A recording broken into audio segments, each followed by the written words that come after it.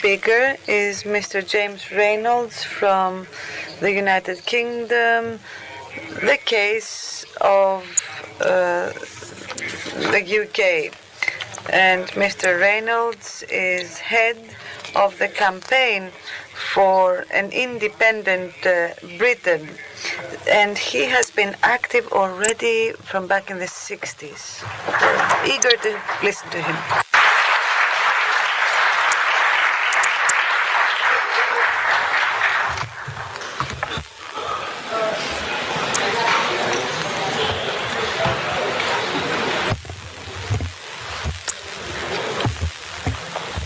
Dear friends,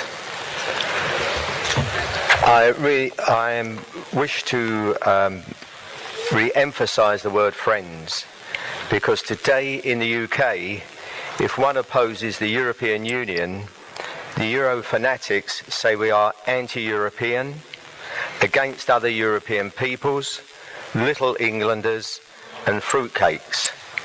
Believe me, this is not so. We love Europe, hate the EU. My name is Jim Reynolds, and I am a Vice Chairman representing the Campaign for an Independent Britain.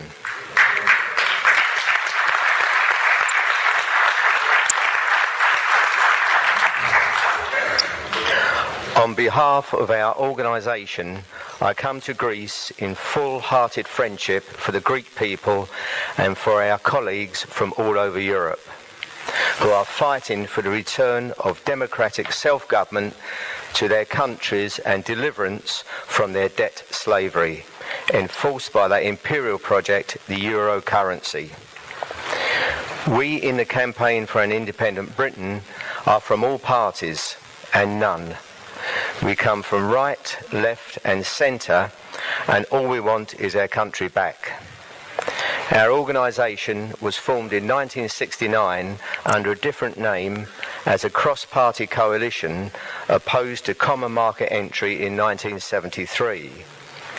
It is an umbrella group supported by public donation to which other Eurosceptic organisations are affiliated. We campaign for the restoration of full national sovereignty to the United Kingdom by its withdrawal from the obligations of the treaties of the European Union and the repeal of the European Communities Act 1972 as amended, so that Parliament may legislate freely and may cooperate with other nations as it thinks fit. We are a broad church of political opinion, but will not tolerate racists or extremists, and rejects any organisation known to be motivated by anti-democratic intentions. Our country has been betrayed by certain prime ministers. Edward Heath in 1972 took us into what was then called a common market on a narrow vote in Parliament of 309 to 301, whilst concealing from all MPs the terms of entry. Now, had 5 votes gone the other way, not only would we have not been in the Euro, we would not been in the European Union, and I probably wouldn't be standing here. 5 votes. Harold Wilson in 1975 claimed he had secured new terms of membership, and aided by a heavily financially funded campaign, the full support of the British Broadcasting Corporation and almost all British newspapers, he secured a 67% vote by 65% of the electorate to stay in. In 1983, the men who later became our Prime Ministers, Tony Blair and Gordon Brown, gained their seats in Parliament for the first time by promising, if elected, to take us out of the European Union, but changed their tune when elected. Over many years, we have printed and distributed thousands of factual leaflets on many subjects and organised public gatherings and films. We have a website, freebritain.org.uk. In 2010, after our most recent general election to Parliament, we supplied every member of our House of Commons and House of Lords a booklet entitled A House Divided, which asks whether our Parliament can serve two masters, the nation and the European Union. I've brought a number of copies with me to make available to you, and they're by the entrance door if you so wish, and I hope you do. It tells of the lies and deceits perpetrated in order to gain public support and the loss of parliamentary sovereignty. Turning now to those countries of Europe that have joined the EU, something very strange has happened to the countries of Europe over the last 50 years through the deceit of our politicians. The leaders who should be serving the interests of their own peoples who elect them. By meeting together with politicians from other countries in the EU, they have increasingly discovered that, as a class, they have more in common with each other and with the bankers than they do with the people they are supposed to serve. Little by little, they have created a superstate structure to which they have given their loyalty and obedience, which should only be to their own countries and peoples. In any other age, this would have been called treason and would have been punished as such. Thank you.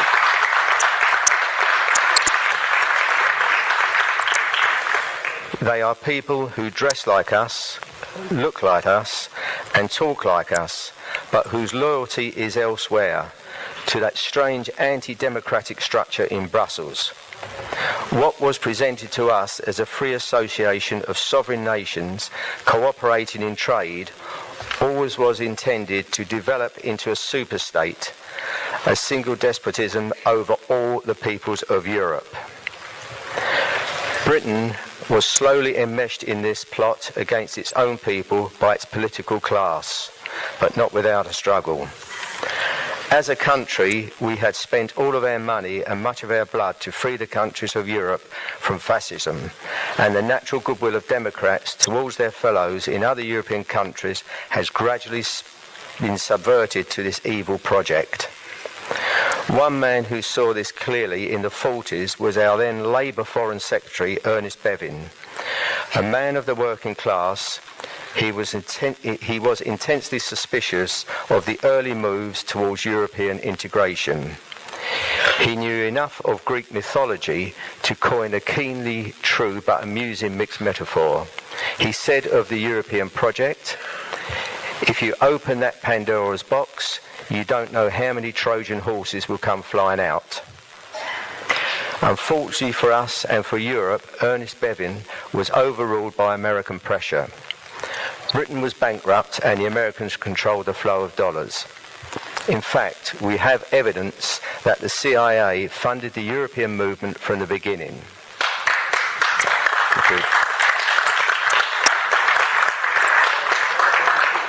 Just as the American government today puts diplomatic pressure on our country, telling us that we must stay in the EU.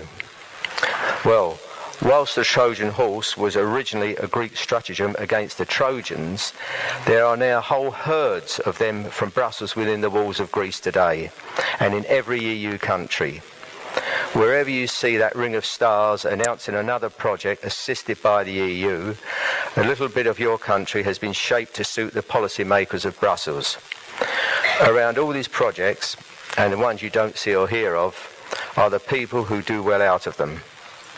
Some of them are gradually entrapped bit by bit, often unwittingly at the time, into giving their first loyalty to their Brussels paymasters. The commissioners in Brussels and the heads of government of other EU countries are far, far away, and whilst we can rage about what they do, there is little we can do to affect them. They are hermetically sealed in a world of privilege beyond our reach. It was our own treacherous politicians who delivered us into the hands of these people. In doing it, they became more like them, as prophetically described by the poet G.K. Chesterton 80 years ago. And I quote, "They have given us into the hand of new unhappy lords, lords without anger and honour who dare not carry their swords. They fight by shuffling papers. They have bright, dead, alien eyes. They look at our labour and laughter as a tired man looks at flies. They do not know what is going on." Brussels has not taken any power from our countries, which has not been handed over by our own politicians and officials. Sometimes in the mistaken belief that it was somehow for the peace and good of Europe. We let them do it. Sometimes it was too late to stop them. Now is the time to insist that they take back the power, our power to rule ourselves, and bring it home where it belongs, each in our own country. And if they won't do it, then throw them out. By meeting together, coordinating our efforts and sharing information, we can each be more effective in our own countries where the real fight is. I mentioned Ernest Bevin, the socialist politician of the 1940s, as one who understood the dangers of the European project. The last British politician to stand against the creation of the EU superstate was very differently politically, Margaret Thatcher. The President of the EU Commission, Jacques Delors, had proposed more or less what we have now. The EU Commission as the executive government of the EU, the so-called EU Parliament as its token democratic assembly, and the European Council of Heads of Government as its Senate. To each of these proposals in turn, Margaret Thatcher famously said, no, no, no, and so was betrayed by the Euro fanatics in her own party, whose loyalty was to the EU and not to the most solemn oath they had sworn to their own sovereign and country. That is the rottenness at the heart of every EU member state, not just Britain.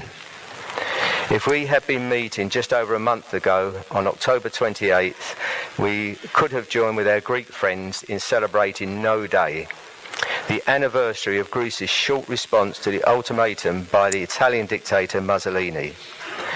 The admiration which Britain then felt for Greece standing up to a much bigger country is reflected today in our support for your campaign to restore your country's honour and self-government. It is a common struggle which we share, so I share the sentiment of Lord Byron. I quote, "The mountains look on Marathon, and Marathon looks on the sea.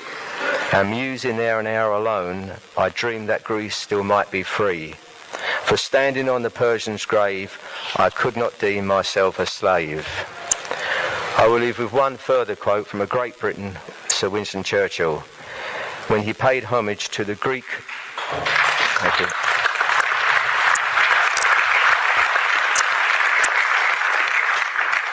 As Winston Churchill, when he paid homage to the Greek resistance to Mussolini by claiming, "Until now we would say that Greeks fight like heroes. From now on we say that heroes fight like Greeks. Therefore, we must all become heroes." Thank you.